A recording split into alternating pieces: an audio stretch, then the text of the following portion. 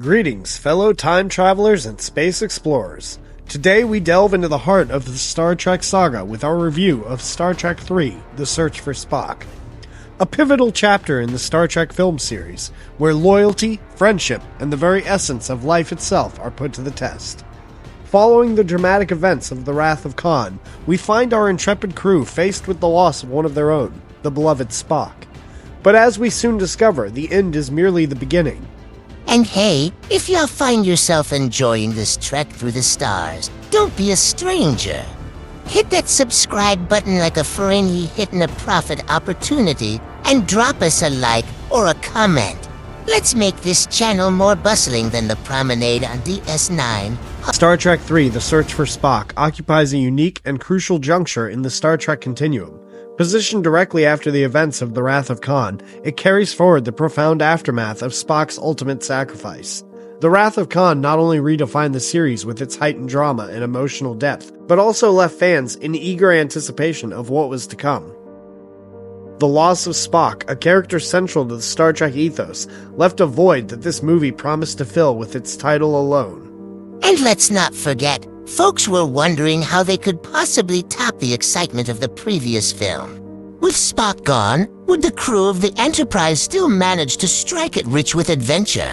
Or would they find themselves in a nebula of sorrow? Only one way to find out. Onward to the search. Our tale begins in the shadow of tragedy, with the USS Enterprise limping back to Earth, battle-scarred and bereaved following their confrontation with Khan. Admiral James T. Kirk wrestles with the loss of his friend Spock, whose noble sacrifice saved the crew but left a void. Meanwhile, the Genesis planet, born from the explosive potential of the Genesis device, becomes a celestial body shrouded in controversy and mystery. Its rapid terraforming capabilities present untold scientific opportunities, but also attract the dangerous attention of those who seek to exploit or destroy it. Unbeknownst to Kirk and his crew, the adventure is far from over. Dr. Leonard Bones McCoy begins to exhibit unusual behavior. This is a side effect of bearing the katra of Spock, the essence. This revelation sets the crew on a clandestine mission to retrieve Spock's body from the Genesis planet in hopes of reuniting it with his katra. Enter Commander Kruge, portrayed with depth by Christopher Lloyd, a Klingon warlord driven by a thirst for power and a deep-seated desire to seize the secrets of Genesis for the glory of the Klingon Empire.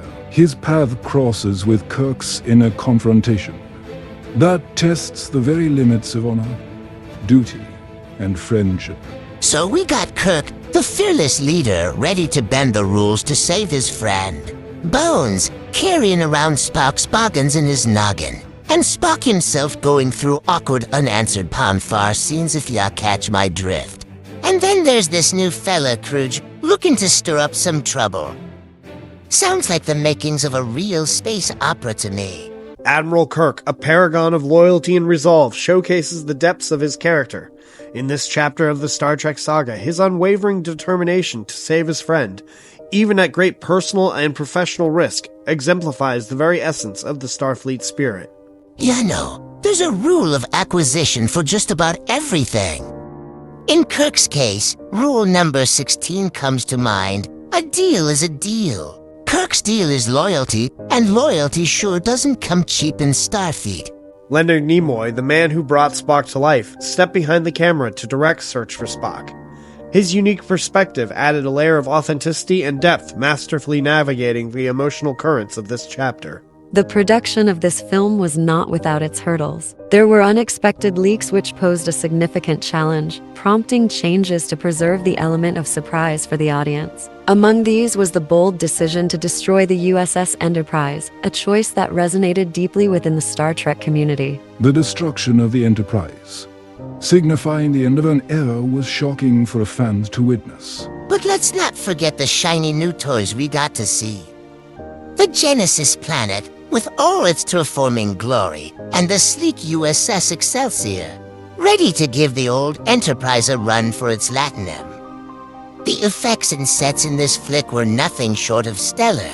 At the core of the Search for Spock lies the timeless themes of friendship, sacrifice, and the cycle of life and death.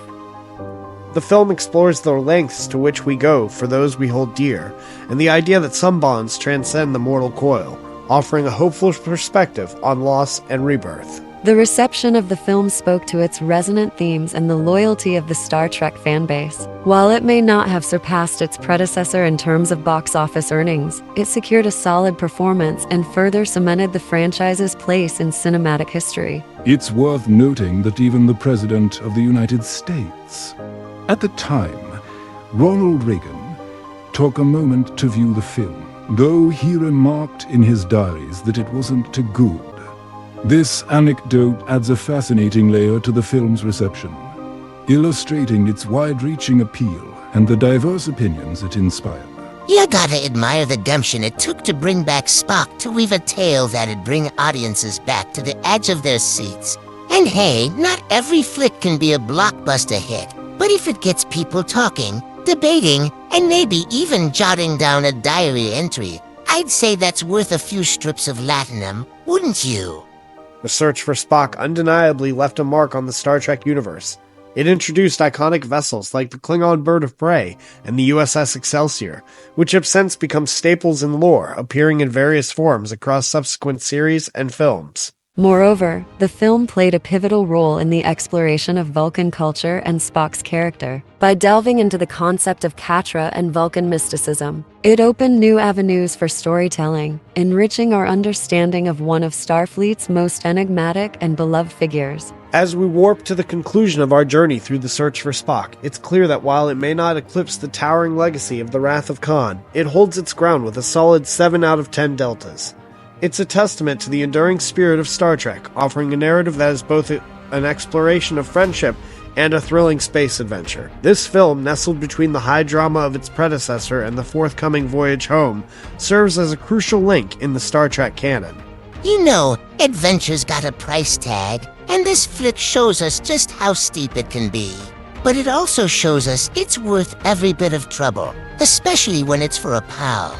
Sure, it's no gold-pressed latinum of a movie, but it's a solid piece of the Star Trek treasure trove.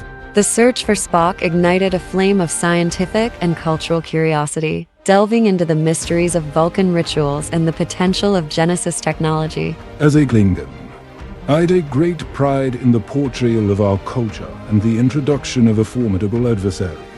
Like Kruge, this film enriches the Star Trek universe, contributing to the weave of interstellar relations and the warrior ethos that defines us. If our voyage through the search for Spock has stirred the explorer in you, I encourage you to engage further.